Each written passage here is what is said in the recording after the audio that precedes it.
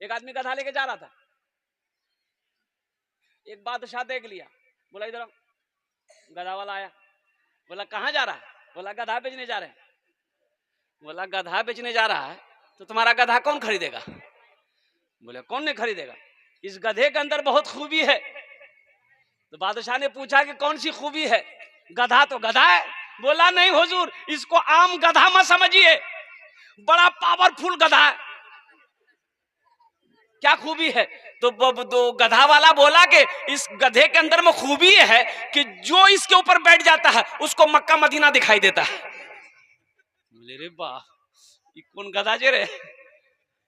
बोला अगर ये बात सही सच निकली तुम्हारी तो गधा हम ले लेंगे। कितनी कीमत रखा? बोला 50,000 रुपया। बोला 1,000 रुपये में गधा को कोई पूछता नहीं, अब 50,000। बोला हुजूर हम पहले ही बताए ये कोई आम गधा नहीं है, इस गधा के ऊपर जो बैठेगा वो मक्का मदीना देखेगा। तो बादशाह बोला अच्छा ठीक है, अभी आजमा लेते हैं कि कहां तो तुम्हारी बात सही है कि गलत है। बोला आजमा लीजिए। तो बादशाह वजीर को बुलाया कि वजीर इधर आओ। वजीर आया, बोला वजीर बैठो इस गधे पर, ये गधे वाले का दावा है कि इस पर जो बैठेगा उसको मक्का मदीना दिखाई देगा, जरा पता तो करो सही बात सही है कि गलत है। तो वजीर जब बैठने लगा तो ये गधे वाले ने रोक दिया कि ठहरिए ठहरिए, अभी मत बैठिए, ठहरिए, एक शर्त है, इस गधे पर बैठने के बाद मक्का मदीना उसी को दिखाई देगा जो चोर ना हो, जो बेईमान ना हो, जो गद्दार ना हो, जो धोखेबाज ना हो। तो बादशाह बोला कि मेरा वजीर तो फाइनल है। बोला बैठाइए। वजीर गधा में बैठा, आगे देखा, पीछे देखा, दाएं देखा, बाएं देखा, ऊपर देखा, नीचे देखा, कुछ नहीं दिखा रहा। दिखाई देगा? अब बादशाह पूछ रहे की देखो रे? अब वजीर सोच रहा है कि अगर हम बोल दे हम कुछ नहीं देख रहे हैं तो बादशाह बोलेगा इसका मतलब सबसे बड़का चोर है ये वजीर मेरा। समझेगा ना भाई?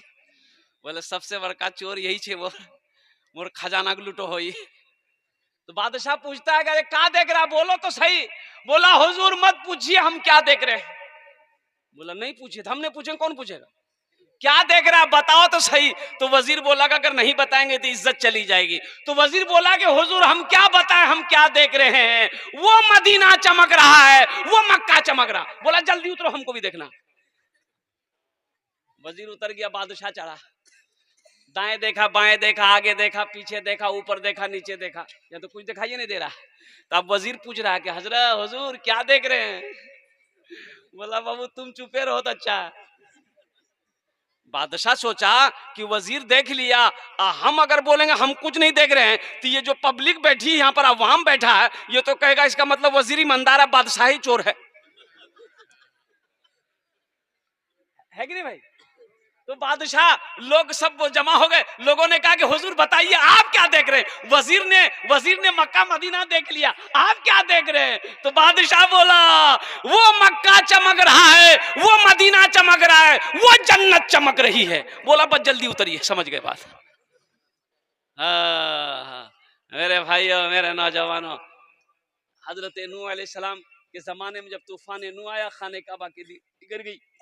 हजरत इब्राहिम अलैहिस्सलाम, हजरत इस्माइल अलैहिस्सलाम ने खाने काबा की तामीर करी। जानते हो पत्थर अब भी मौजूद है, जिस पत्थर को मकाम इब्राहिम कहते हैं। वो पत्थर अल्लाह को इतनी ये अदा इतनी पसंद आई कि सुबह क़यामत तक के लिए, मोमिनों के लिए, कलमा तैयबा पढ़ने वालों के लिए इसको निशानी बनाकर रख दिया। जो लोग हज करने जाते हैं खाने काबा का 7 चक्कर लगाते हैं, अब मकाम इब्राहिम के पास वही पत्थर के पास में उसको घेर दिया। वहां की सरकार गवर्नमेंट शीशा से उस पत्थर को घेर दिया। वहीं पर 2 रकात नफल की नमाज पढ़ते हैं, उसका एक तवाफ मुकम्मल हो जाता है।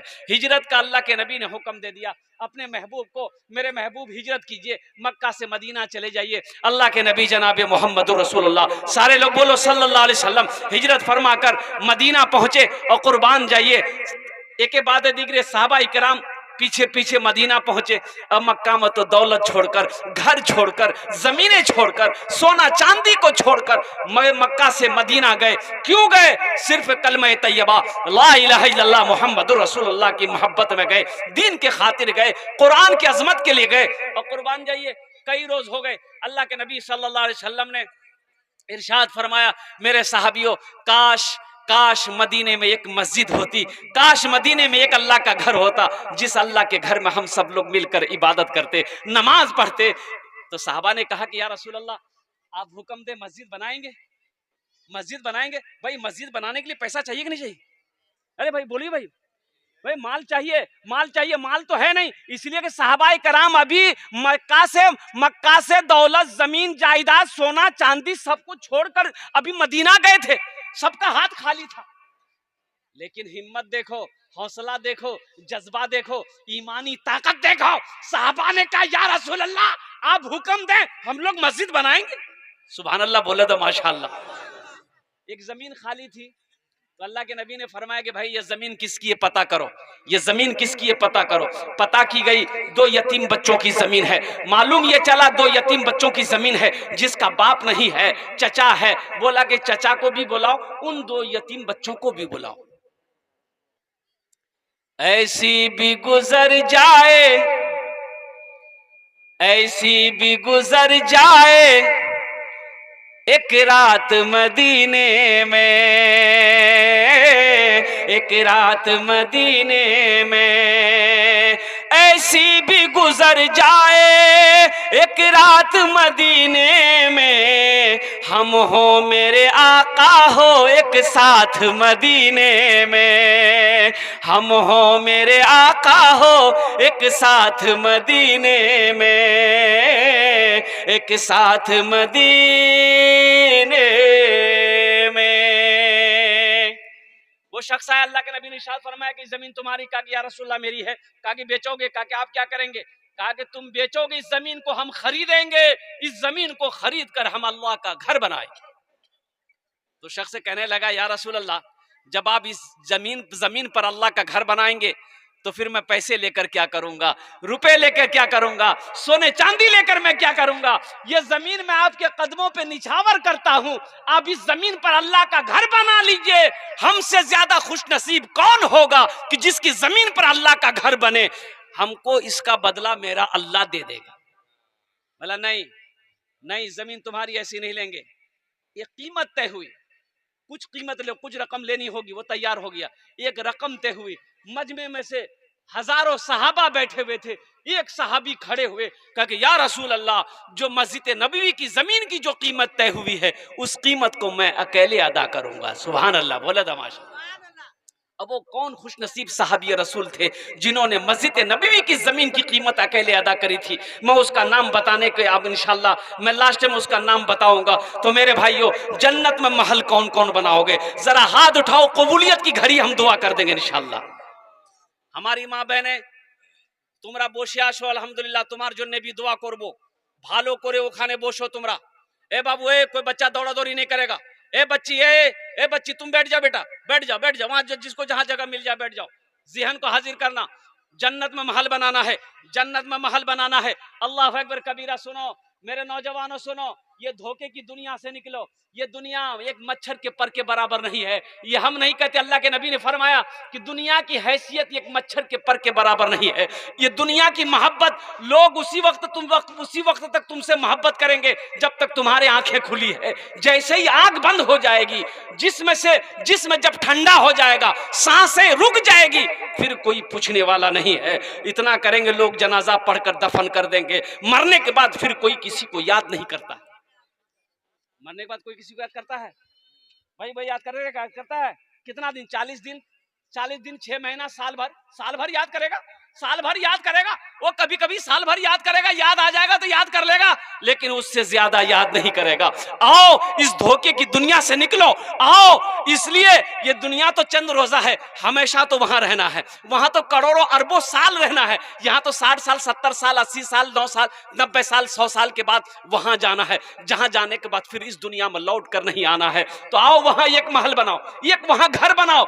और सुनो, अल्लाह का वादा क्या है? हजरत उस्मान गनी रावी हैं, सही बुखारी शरीफ की हदीस है।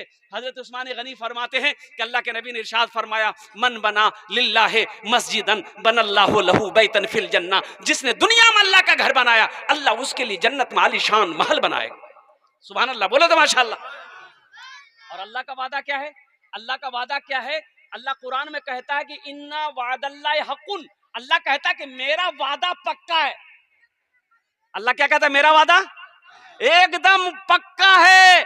मेरा अल्लाह कहता है कि मेरा वादा पक्का है, मेरा वादा सच्चा है, इसलिए अल्लाह का वादा वादा है। मेरे भाइयों, आओ जन्नत में महल बना लो। ये दुनिया का क्या भरोसा है, पता नहीं मेरे मरने के बाद मेरी बीवी मुझे याद करेगी कि नहीं करेगी, मेरा बेटा मुझे याद करेगा कि नहीं करेगा, भाई याद करेगा कि नहीं करेगा। रहती जिंदगी आओ कुछ ऐसा अमल कर लो कि जब मर जाओगे अल्लाह कयामत तक कब्र में सवाब अता फरमाता रहेगा, और हशर के मैदान में अल्लाह गुनाहों को माफ फरमाकर उस घर का चाबी आपके हाथों में दे देगा जो घर आपने दुनिया में बनाया।